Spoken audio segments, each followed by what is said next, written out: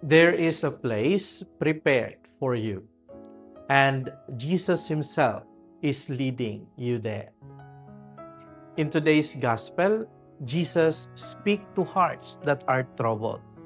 He sees the fear of His disciples, their confusion, their uncertainty, and He gently says, "Do not let your hearts be troubled. Trust in God. Trust also in me." Then He gives a promise that can change our lives. "In my Father's house, there are many dwelling places.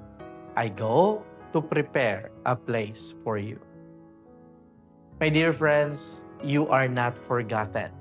You are not lost. Your life is going somewhere beautiful because God is preparing a home for you. And when we ask, "Lord, how do we get there?" Jesus answers so simply, "I am the way, the truth, and the life." He does not just show the way, He is the way.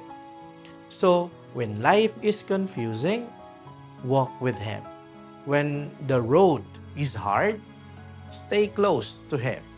And when you feel lost, trust Him. Because if you walk with Jesus, you are already on the right path. And that path leads you home. Amen.